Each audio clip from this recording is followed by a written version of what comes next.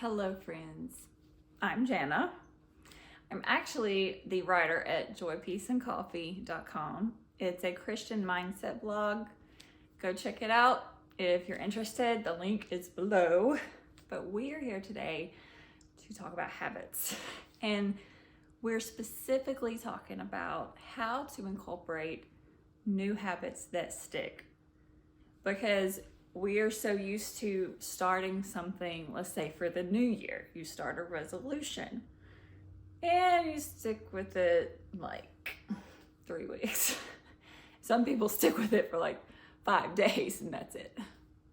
But your resolution and your habits and all that will not work unless you apply one of these principles or you have a whole boatload ton of self-discipline. Self-discipline's hard to find these days. I'll tell you that. I even struggle with self-discipline. You gotta have it in order to incorporate new things. But we don't wanna rely solely on self-discipline because our self-discipline goes up and down based on how we feel. Like there's a whole lot of days I don't feel like doing squat. And that's how people are. You know, you might be sick or you might be going through a depressing time in your life. And that self-discipline is not going to work. It is just not. But we're going to apply 2 principles that will make it work for your child. Okay. Number 1, we have to attach the new habits onto an existing foundational thing that we do every day. So this is really awesome because you're attaching it to something that you already do and it becomes a part of that. So you just automatically do it. You don't even have to think. So here's an example of a foundational habit. You wake up. Okay, everybody wakes up unless you're dead. You wake up, the very next thing you do is brush your teeth. That's a foundational habit. You don't even think about it. So let's say we wanted to add a foundation of a new habit of reading our Bibles in the morning. We could attach that to right after you brush your teeth, go grab your Bible, grab a devotional, grab a notebook, go sit in a quiet spot with a little light. And if you're like me, I'm a mom with kids, you know, I have to be quiet. So I might turn on a little light in the dark somewhere and read. But that's an example of attaching a new habit to a foundational habit. And it works. It really works. Another example would be, or let me think, would be what you eat. So now this is where it gets hard. If you're getting a new habit of a new diet, you basically have to get rid of all the food you're not supposed to eat. That's a little bit different. Okay, I'm getting off the beaten path. But yeah, that's what you can do if you're starting like a health diet.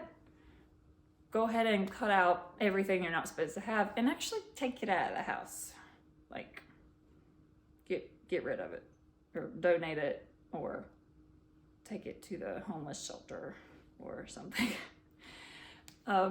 Several years ago, my husband and I decided to quit sugar. And I was doing it for all these health reasons. And we did. 8 weeks, absolutely no sugar. We took out mayonnaise and, you know, sauces and stuff. We were that dedicated. And we legitimately got it all out of the house. And it worked because it wasn't there to eat. So that worked. But back to the attaching a habit to another habit. Sorry, I got sidetracked. Another example of that would be like when I cook a meal, when we eat lunch, everybody eats lunch. After lunch, you immediately put the dishes away, wash the dishes, clean the table, vacuum the floors. All of that go with eating lunch and it becomes a habit. And then like the next day, you don't have a huge pile of dishes in the sink because that's what you want to avoid. You can avoid a messy house. This is for you moms and stay-at-home moms and just women in general. Most all of us have to clean a house or an apartment. So just if you want to keep a clean house, clean apartment, apply cleaning things to your normal daily habits. Like I started just this year actually. I started cleaning a part of the house like as part of my morning routine. So I would clean like the downstairs bathrooms or the downstairs toilets or something like that. And I would do it over the space of 5 days, and that way it made a loop and I got the whole house clean in a week. And so I do that week after week. And you attach it to your morning routine, that it works. So that's an example. I'm not quite sure, there's a lot of good habits to start. I'm sure y'all can think of new habits. You probably, if you're watching this video, you probably already have some new habits in your mind that you want to start. And just figure out which foundational thing to attach it to. And do that every day. Maybe before bed every night, get a shower and then sit down with your Bible and journal or read a book, whatever your new habit is. So that's the first way. The second way to start a new habit and to get rid of old habits is to have an accountability partner.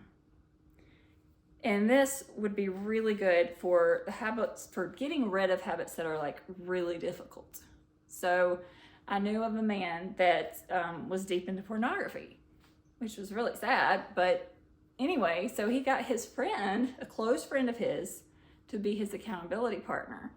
And what would happen when he would fall back into the porn and view it again, he would have to pay his friend $200.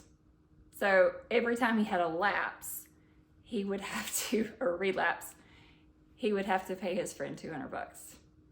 So that's cool. That's a really good way to get rid of, maybe it's smoking or alcohol consumption or drugs or whatever. If you have an accountability partner, that can really help you with stuff like that. And it can help you with, not so bad habits, just, habits that are not that great. So you decide. But those are 2 ways to help you get rid of old habits and incorporate new habits. And another good thing to remember is that when you're getting rid of something, you want to put something new in its place. So this could be an example of like the no sugar deal that my husband and I did. We were hungry without eating sugar. Like sugar makes you feel full, and we were very hungry.